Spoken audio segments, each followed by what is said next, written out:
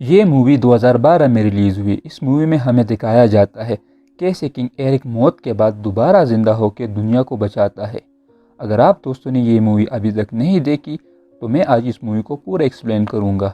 Movie کے starting میں king Eric ایک جنگ میں شدید زخمی ہو جاتا ہے اور مرنے سے پہلے پورے ملک کی بادشاہی اپنے چھوٹے بھائی کے حوالے کرتا ہے اور مر جاتا ہے۔ تو اس مووی کا ویلن ہوتا ہے اور اس کی پوری دنیا پر حکمرانی کی خواہش ہوتی ہے۔ اس خواہش کی تکمیل کے لیے تھور وائکنگ کے قلعے پر حملہ کرتا ہے۔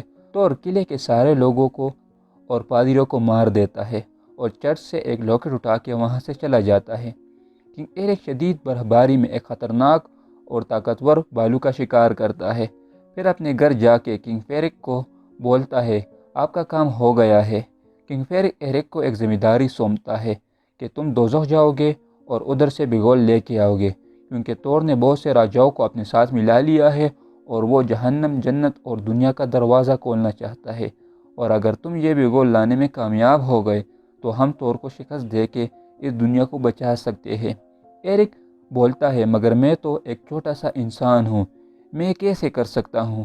ویرک جواب میں کہتا ہے تم ایک معمولی انسان نہیں ہو، کیونکہ تم کو فریا نے اپنے طاقت سے دوبارہ زندہ کیا ہے۔ تم جیسا انسان جو دوبارہ زندہ ہو وہ لاکھوں میں ایک ہوتا ہے اور وہی یہ کام کر سکتا ہے۔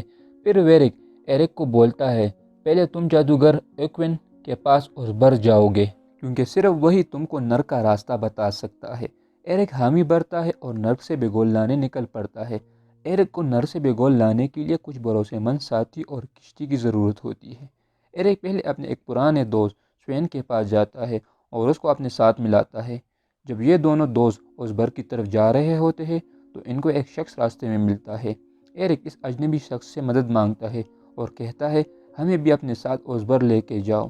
اجنبی شخص مان جاتا ہے اور ان دونوں کو بولتا ہے نیچے پڑی ہوئی لکڑیاں اس گھوڑا گاڑی پر رکھو۔ جب ایرک اور سوین لکڑیاں گھوڑا گاڑی پر رکھ رہے ہوتے ہیں تو دونوں کو گھوڑا گاڑی پر رکھے ہوئے ڈبے سے آواز سنائی دیتی ہے۔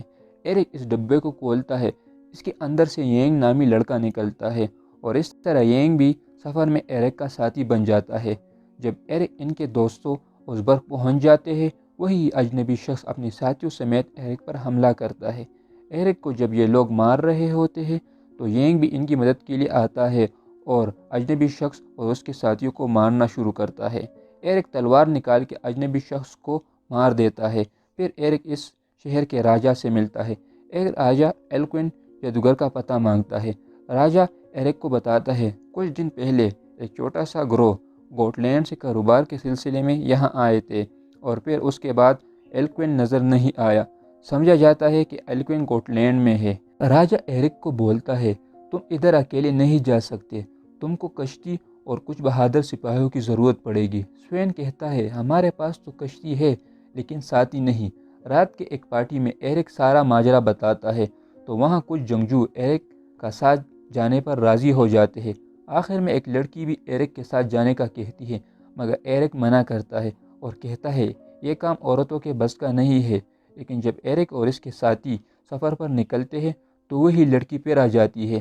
ایرک سوین کو بولتا ہے میں نے تم کو کہا تھا نا کہ یہ کام عورتوں کے بس کا نہیں ہے، لیکن سوین جواب میں کہتا ہے اگر ہم نے جادوگر کو چھڑوانا ہے تو اس لڑکی کو ہمارے ساتھ جانا ہوگا، کیونکہ کشتی کی کیپٹن یہی لڑکی ہے۔ کنگ تھور کے پاس فوج کا ایک سپہ سالار آتا ہے۔ سپہ سالار تھور کو بتاتا ہے کہ ہم نے آسمانیہ تک قبضہ کر لیا ہے، حتیٰ کہ پیرس کو بھی ہم نے قبضہ کر لیا ہے۔ تھور اس سے خوش نہیں ہوتا اور سپہ سالار کو بتاتا ہے جب تک مجھے بگول نہیں ملتا ہم پوری دنیا پر قبضہ نہیں کر سکتے، کیونکہ یہ بگول جس کے پاس ہوگا وہی ایک شخص مجھے روک سکتا ہے۔ تھور کے پاس برقعے میں کوئی آتا ہے تو تھور اپنے جرنیلوں کو گوٹ لینڈ جانے کا بولتا ہے۔ ایرک بھی جادوگر کو چھڑوانے گوٹ لینڈ کی طرف جا رہا ہوتا ہے۔ ایرک گوٹ لینڈ پہنچ جاتا ہے اور وہاں کے لوگ اور بادشاہ کو مار دیتا ہے۔ اس فائٹ میں ایرک کے دو ساتھی بھی مارے جاتے ہیں۔ ایرک جادوگر کے پاس جاتا ہے اور ایک شرط پر جادوگر کو جیل سے نکالتا ہے کہ ان کی مدد کرے گا اور نرک کا راستہ بتائے گا۔ جادوگر ایلکوین ان کی شرط مانتا ہے اور اتر کی طرف نکل پڑتے ہیں۔ تھور ایرک کے جانے کے بعد اوزبرگ آتا ہے تو وہاں ایک زخمی شخص تھور کو بتاتا ہے کہ ان لوگوں نے ہمارے راجا ہافلر کو مار دیا ہے اور ایلکوین جادوگر کو بھی اپنے ساتھ لے کر چلے گئے ہیں۔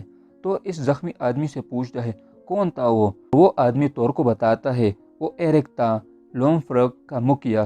تور کو اپنے جرنیل بولتا ہے ہمیں ایرک پر حملہ کرنا چاہیے۔ تور جواب میں کہتا ہے چلو ہمیں واپس تونڈیم چلتے ہیں، ایرک وہی آئے گا مجھے ڈھونڈتے ہوئے۔ ایلکوین ایرک کو بولتا ہے نرک کے گیٹ پر ایک بہت بڑا اور خطرناک کتا بیٹھا ہے، تمہیں اس کتے سے چپ کے نرک کے اندر جانا ہوگا۔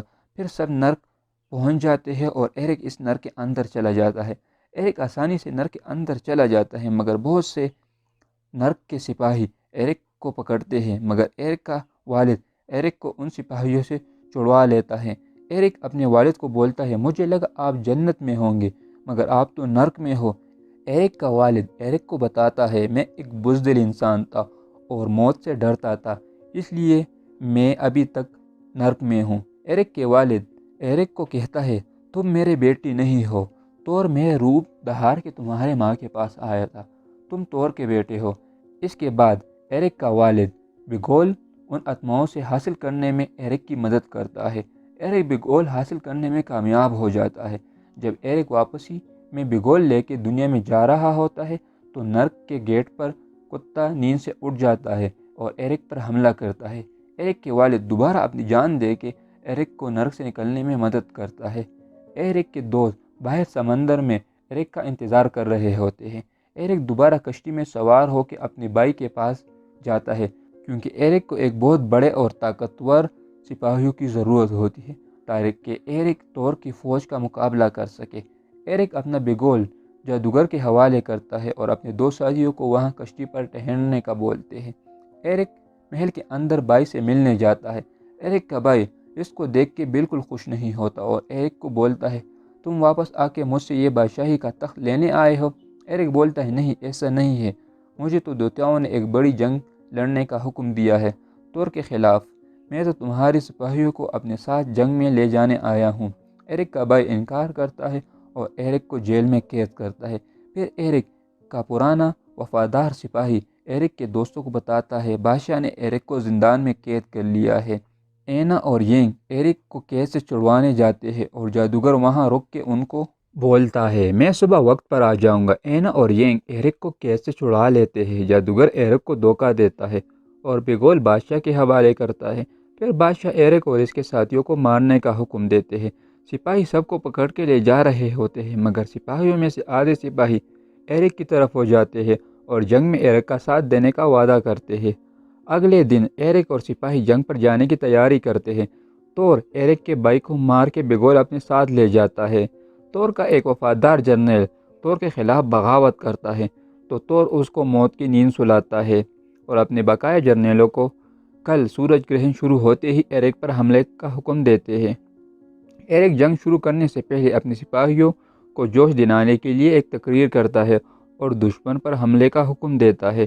ایرک اور اس کے سپاہی دشمن کو مارتے ہوئے تور کے نزدیک پہنچ جاتے ہیں مگر اس دوران ایرک کے بہت سارے ساتھی مارے جاتے ہیں۔ ایرک کی مدد کے لیے ایک اور فوجیوں کا دستہ آتا ہے اور دشمن کو بھاگنے پر مجبور کرتا ہے۔ تور کو بگول مل جاتا ہے اور سورج گرہن شروع ہوتے ہی تور اس بگول اور چین کو ذریعے نرک، سورگ اور دنیا کا دروازہ کھولنے کے لیے منتر شروع کرتا ہے۔ ایرک وہاں پہنچ کے تور کو روکنے کی کوشش کرتا ہے۔ ایرک اور اس کے دوست تور سے لڑتے ہیں مگر تور کافی طاقتور ہوتا ہے۔ ایرک کو کافی مار پڑتی ہے۔ پھر تور تلوار اٹھا کے ایرک کو مارنا چاہتا ہے لیکن اینا درمیان میں آ کے ایرک کو بچا لیتے ہیں اور خود مر جاتی ہے۔ ایرک غصے میں آ کے تور کو بہت مارتا ہے اور بگول اٹھا کے بجاتا ہے مگر تور پر کچھ اثر نہیں ہوتا۔ اس کے بعد ویرک وہاں آ کے ایرک سے بگول لیتا ہے اور سورگ، نرک اور دنیا کا دروازہ کھولتا ہے۔ نرک کا دروازہ کھل جاتا ہے اور بقایا دروازے نہیں کھلتے کیونکہ بگول نقلی ہوتا ہے اور اصلی والا بگول جادوگر کے پاس ہوتا ہے۔ اس طرح تور اور ویرک نرک میں چلے جاتے ہیں اور دنیا بچ جاتی ہے۔ ایرک اپنے شہید ساتھیوں کا انتم سنسکار کرتا ہے اور یہاں ہوتا ہے مووی کا دی اینڈ۔